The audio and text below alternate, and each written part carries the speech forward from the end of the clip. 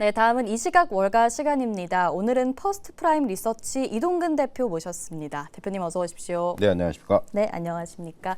자, 오늘부터 이 새로운 글로벌 관세가 또 발효가 됐습니다. 트럼프 대통령이 15%로 올리겠다 발표는 했지만 그래도 일단 10%로 시작되는 관세인데요. 지난 금요일장을 보면 이 상호관세 위헌 판결에 증시가 좀 반등을 했었는데 어제장은 혼란이 좀 가중이 된 것 같더라고요. 이 관세의 영향 언제까지 갈 거라고 보실까요? 사실 이제 장이 지금 금요일 날 반등을 하고 어제는 이제 하락을 했는데 네. 결국 저는 한마디로 얘기해서 지금 그 변덕스러운 관세 정책으로 인한 피로감이 시장에 계속해서 지금 작용을 하고 있다 이렇게 말씀드릴 수가 있을 것 같고요.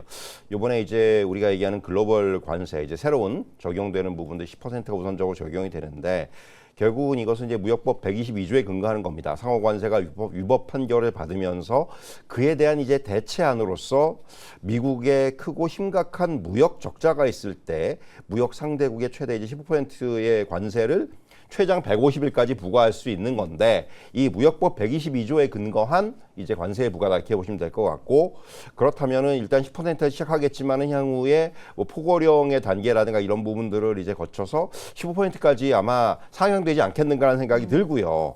결국은 이제 이 부분은 향후에 이제 무역법 301조 그리고 네. 무역확장법 232조의 조사가 끝날 때까지 그러니까 150일 동안에 아마 조사를 할 거예요. 지금 301조 같은 경우는 뭐 브라질이라든가 중국 같은 나라를 대상으로 해서 뭐 과잉 생산이라든가 이런 부분에는 조사를 시작했거든요. 네. 근데 근거를 만드는 거예요. 관세를 부과할 301조 그리고 이제 또 232조 이런 것들로 인해 가지고 아마도 추가적인 관세를 부과할 때까지는 아마 이 15% 맥시멈 15%의 이제 관세가 아마 유지가 될 것으로 보이고 다만 이제 150일이 지났을 때 지금 야당의 스탠스라든가 어떤 미국의 전반적인 이제 분위기를 보면은 아마 이 122조에 근거한 이러한 관세의 유지는 어려울 거로 같아요. 그때 돼서 이제 막 이 말씀드린 대로 무역법 301조라든가 무역확장법 232조에 그래서 다시 또 대체가 되겠죠. 네. 아마 이런 형태로 계속해서 아마 트럼프 행정부는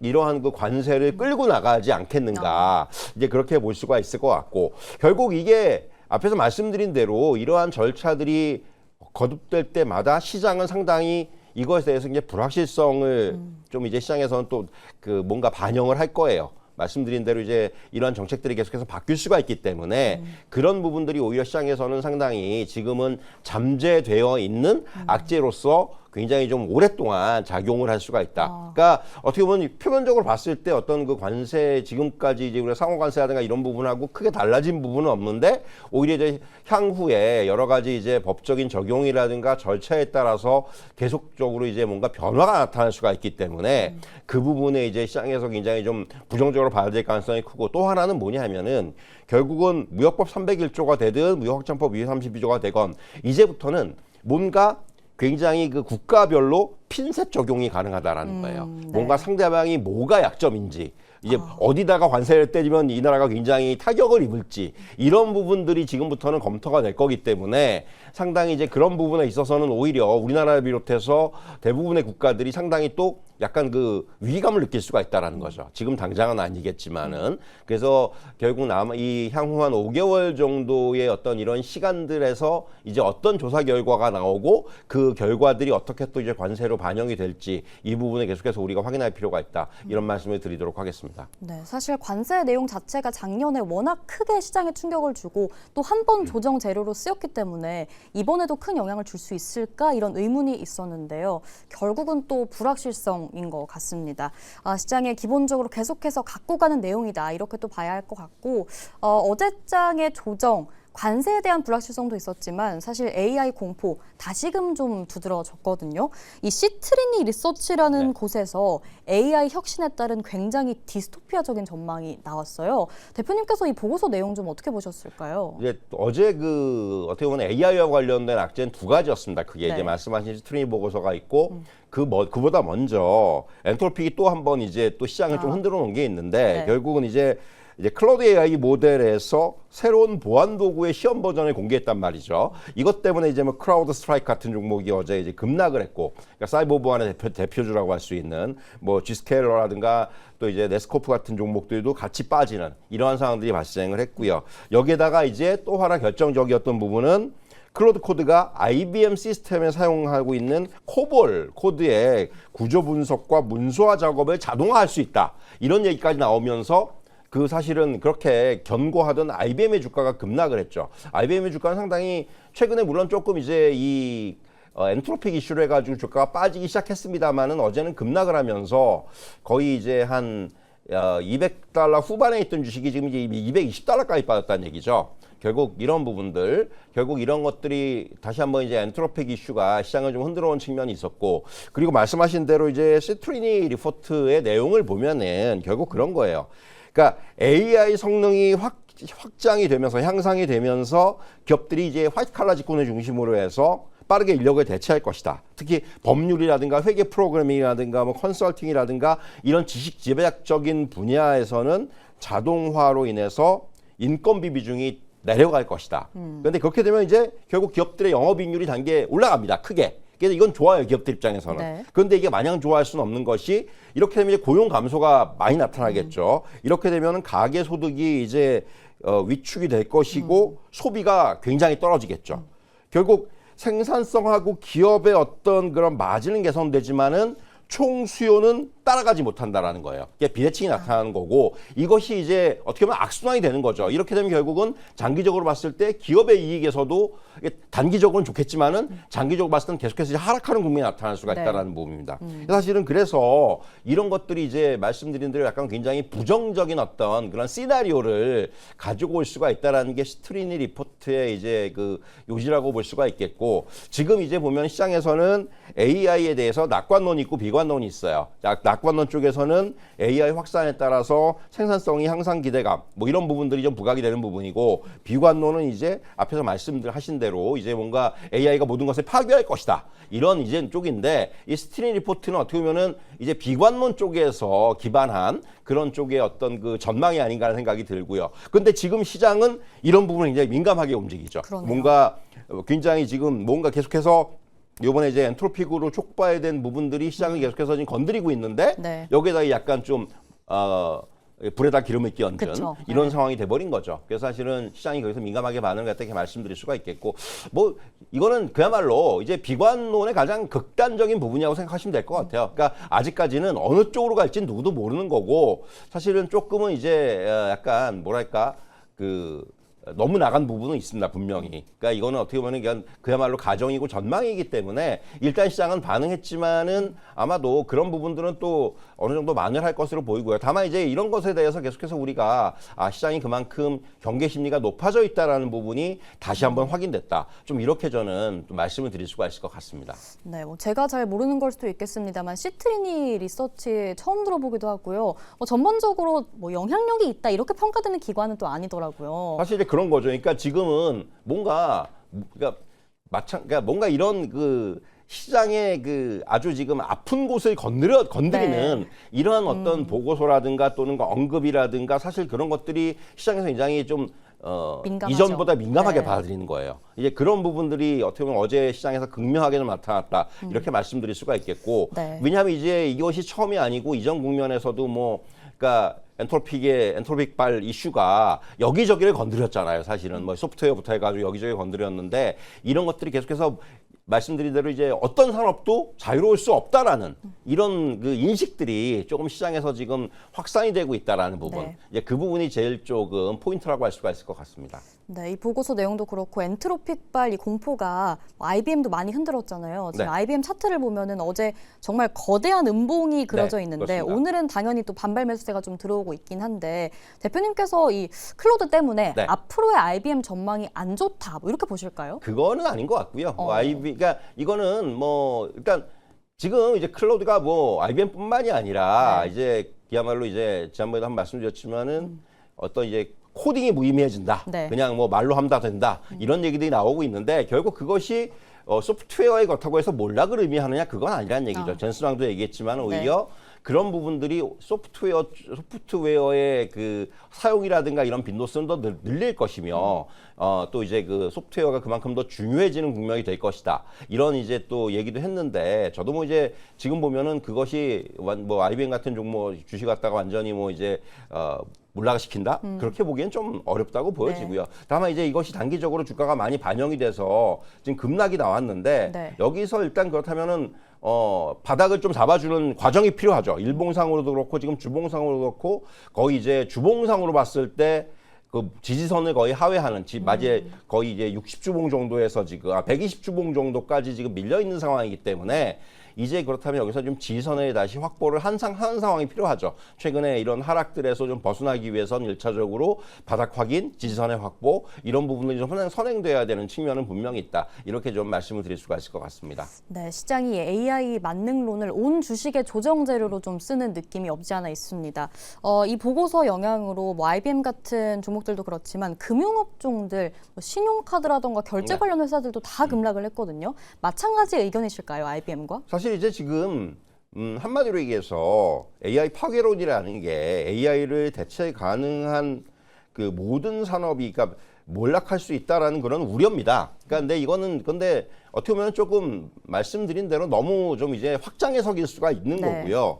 그러니까 소프트웨어 같은 이제 무형 자산이라든가 이런 쪽에서의 어떤 수익 모델을 좀 흔들 수 있는 이제 그런 부분들은 분명 우리가 어느 정도 감안을 해야 되겠지만은 동시에 이제 반도체라든가 뭐 전력이라든가 이런 쪽 물리적인 요소는 더 써야 된다는 얘기예요. 지금 보면은 최근에 어떤 흐름을 보면 반도체 전력주들은 좋아요, 굉장히 주가 흐름이. 그러니까 이런 것들이니까 오히려 그러니까 지금은 이러한 그 AI와 관련된 논란 속에서 경쟁 우위가 명확한 쪽은 굉장히 시장에서 오히려 부각이 되고 있다. 그러니까 그렇게 우리가 받아들여야 될 것 같고 금융산업도 마찬가지입니다.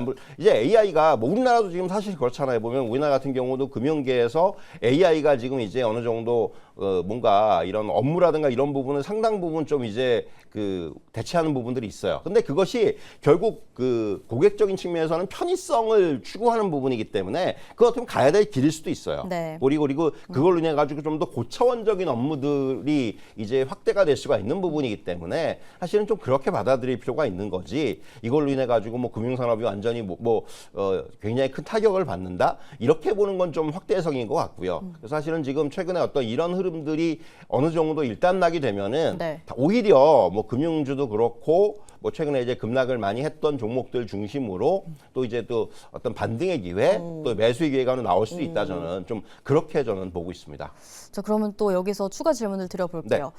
이 AI 혁명으로부터 좀 자유로운 주식들, 뭐 전통 가치주라던가 네. 이 실물 인프라 쪽으로 지금 자금이 좀 몰리고 있는데 대표님이시라면 이쪽에 달리는 말 쪽에 탈 것인가, 혹은 또 많이 빠진 소프트웨어, 뭐 예컨대 MS 같은 네. 뭐 이런 쪽으로 저가 매수를 들어갈 것인가? 사실 이제 지금 보면은 그 두 가지를 다 해야 된다고 생각을 합니다. 네. 그러니까 왜냐하면은 지금 기본적으로 포트폴리오에 뭐 이제 그게 우리나라 주식이든 미국 주식이든 반도체는 가져가야 돼요. 그러니까 반도체 업종에 대해서는 이제 이번에도 오늘 사실은 우리나라 장에서 삼성전자가 20만 원 SK하이닉스가 100만 원에 찍었단 말이에요. 그쵸. 돌파하고 끝났어요. 네, 네. 이게 이제 그걸 보여주는 거예요. 미국장에서 이렇게 뭐 AI 파괴론이 나오는데 왜 삼성전자 SK하이닉스 모르냐. 그리고 지금 마이크론 차트를 제가 보고 있습니다만은 마이크론이 고점에서 빠지지 않고 있습니다. 똑같은 거예요. 삼성전자 SK하이닉스 마이크론은 여전히 건재하다라는 부분이니까 반도체는 반드시 가져가야 되는 부분이고 그리고 이제 선택의 문제인데 네. 저는 이제 우리나라 장에서는 그렇다면 이제 뭐 우리나라 장과 미국 장이 좀 달라질 수 있는 게 우리나라 장은 이제 그렇다면 그다음에 뭐가 갈 것이냐? 우리나라 장은 이제 수급적인 부분에서 접근해야 되고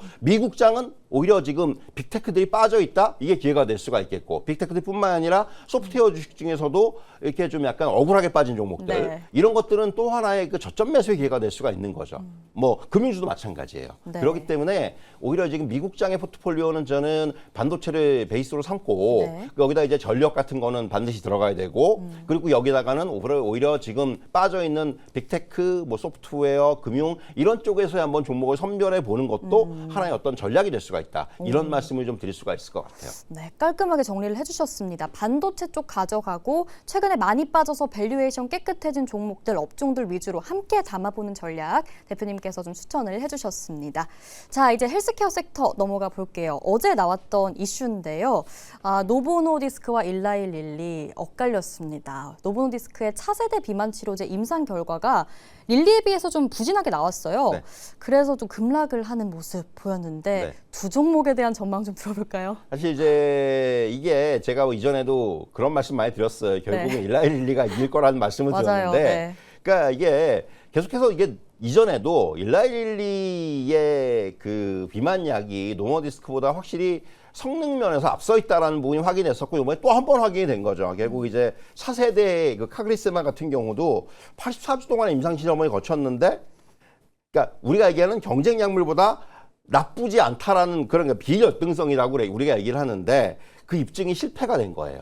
그러니까 노보노디스크, 일라이 릴리의 제파운드 이제 핵심 성분인 티르제파다이트 같은 경우는 25.5%의 이제 그 체중 감소 효과가 나왔는데 노보노디스크의 이번에 카그리세마는 23%예요. 그러니까 또 진 거예요, 결국 일라이 릴리한테. 그러니까 이게 계속 반복이 되고 있다라는 게 저는 좀 뼈 아프다라는 생각이 네. 드는 거고, 그러면서 지금 이미 그 미국 내에서의 어떤 처방 건수라는 건 계속 벌어지고 있죠. 그래서 이제 그런 부분들 결국 노보노디스크가 이제 오늘 보니까 JP모건도 그렇고 도이체방크도 그렇고 투자 의견을 갖다가 결국 하향했습니다.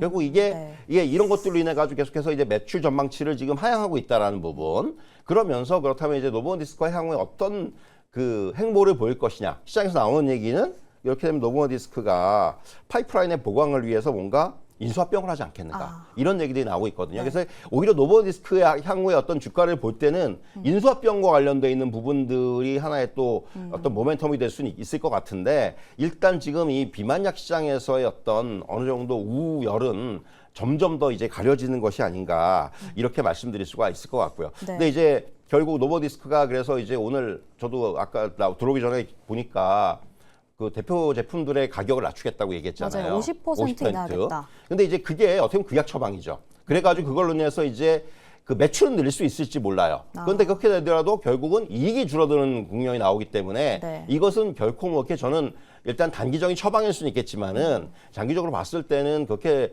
결국은 제품에서 이겨야 돼요. 그러니까 특히 비만약 같은 경우는 명확하게 이게 승패가 결정이 되잖아요. 네. 얼마나 빼줄 수 있느냐가 그쵸. 포인트이기 때문에 명확하죠. 그러니까 명확합니다, 이거는. 그래서 그 부분에서 결국은 뭔가 좀 획기적인 제품들을 좀 이제 노보노디스크의 어떤 개발이 가장 중요한 지금 포인트가 아니겠는가, 이런 말씀을 좀 드릴 수가 있을 것 같습니다. 네, 노보노디스크가 발표한 내년부터의 50% 정가 인하, 이 전략은 단기 처방에 불과할 수 있다라는 부분 짚어주셨고, 이것보다는 앞으로 인수합병을 통해서 또 노보노디스크가 비만 치료제 성능을 어떻게 높일 수 있을 것인가, 이 부분에 주주분들 또 집중해서 보시면 좋을 것 같습니다.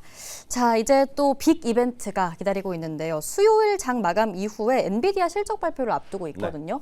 최근 나스닥의 방향성이 워낙 좋지 않다 보니까 엔비디아 실적이 좀 잘 나와주면 그래도 기술주 나스닥이 다시금 좀 치고 올라갈 수 있을까, 이런 기대감도 있는데 어떻게 보세요? 엔비디아 어깨가 어느 때보다도 무거워졌다고 말씀드릴 수가 있겠고, 나스닥의 방향도 그렇고 여기에다가 덧붙여서 이제 AI와 관련돼 있는 모든 그런 그 좀 부정적인 부분들을 불식시킬 수 있는 게 결국은 엔비디아 실적이 될 것이라는 기대감들이 높아요. 그런데 지금 시장의 기대치가 어느 때보다도 높다라는 거고, 오히려 이제 그 여러 가지 그 분석들을 보면은 엔비디아 실적이 나오더라도 과연 엔비디아 주가가 오를 것이냐라는 얘기들이 많이 나오고 있습니다. 굉장히 저는 이렇게 엔비디아 실적 발표를 앞두고 약간 부정적인 경우들이 잘 없었던 것 같은데, 그만큼 지금 너무 기대치가 높아요. 네. 그러니까 이번엔 단순히 숫자가 잘 나오는 건 기본이고, 뭐 블랙웰의 매출 성장 속도라든가, 그리고 또 이제 전체적으로 봤을 때 2027년까지의 어떤 매출이라든가 EPS 전망치까지도 이번에는 시장의 기대치를 뛰어넘어야 된다는 얘기예요. 그러니까 이게 굉장히 미션이 하나가 아니고 한 4가지, 5가지의 미션을 다 성공을 시켜야지만이 엔비디아가 시장에서 좋았어라는 평가가 나온다라는 거예요.